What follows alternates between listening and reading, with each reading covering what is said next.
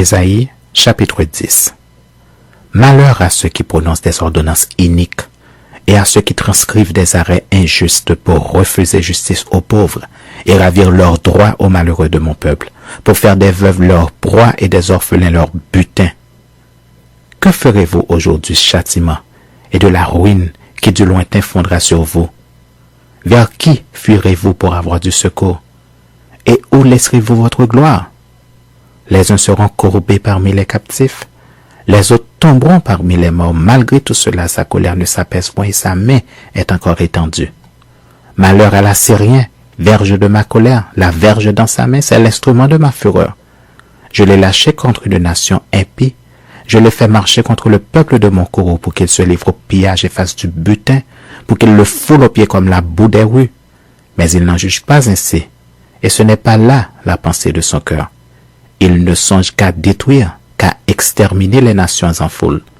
Car il dit, mes princes ne sont-ils pas autant de rois?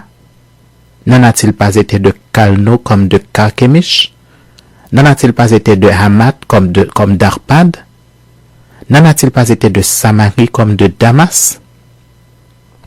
De même que ma main a atteint les royaumes des idoles, où il y avait plus d'images qu'à Jérusalem et à Samarie, ce que j'ai fait à Samarie et à ses idoles, ne le ferai-je pas à Jérusalem et à ses images? Mais quand le Seigneur aura accompli toute son œuvre sur la montagne de Sion et à Jérusalem, je punirai le roi d'Assyrie pour le fruit de son cœur orgueilleux et pour l'arrogance de ses regards hautains.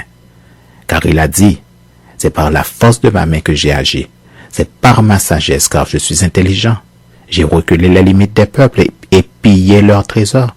Et comme un héros, j'ai renversé ceux qui siégeaient sur des trônes. J'ai mis la main sur les richesses des peuples comme sur un nid. Et comme on ramasse des œufs abandonnés, j'ai ramassé toute la terre. Nul n'a remué l'aile, ni ouvert le bec, ni poussé un cri. La hache se glorifie-t-elle envers celui qui s'en sert? Ou la scie est-elle arrogante envers celui qui la manie? Comme si la verge faisait mouvoir celui qui la lève? Comme si le bâton soulevait celui qui n'est pas du bois?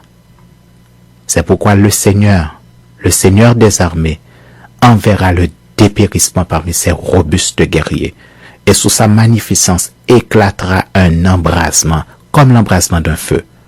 La lumière d'Israël deviendra un feu, et son sein une flamme qui consumera et dévorera ses épines et ses ronces, en un seul jour, qui consumera corps et âme, la magnificence de sa forêt et de ses campagnes.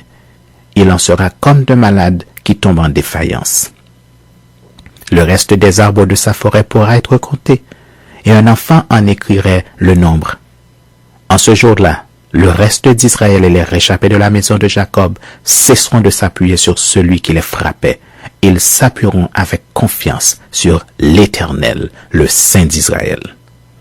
Le reste reviendra, le reste de Jacob, au Dieu puissant. Quand ton peuple, ô Israël, serait comme le sable de la mer, un reste seulement reviendra. La destruction est résolue. Elle fera déborder la justice. Et cette destruction qui a été résolue, le Seigneur, l'Éternel des armées, l'accomplira dans tout le pays. Cependant, ainsi parle le Seigneur, l'Éternel des armées. Ô mon peuple qui habite en Sion, ne crains pas l'Assyrien. Il te frappe de la verge, et il lève son bâton sur toi comme faisaient les Égyptiens. Mais encore un peu de temps, et le châtiment cessera, puis ma colère se tournera contre lui pour l'anéantir. L'Éternel des armées agitera le fouet contre lui, comme il frappa Madian au rocher d'Horeb.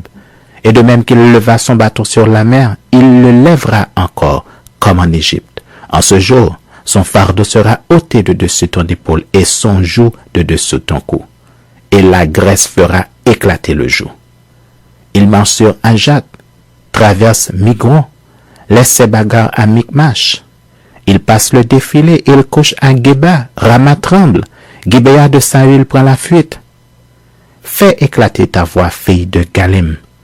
Prends garde, Laïs. Malheur à toi, Anahoth. Madmena se disperse, les habitants de Gebim sont en fuite.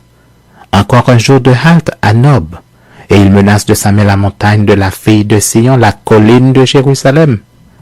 Voici le Seigneur, l'Éternel des armées, brise les rameaux avec violence.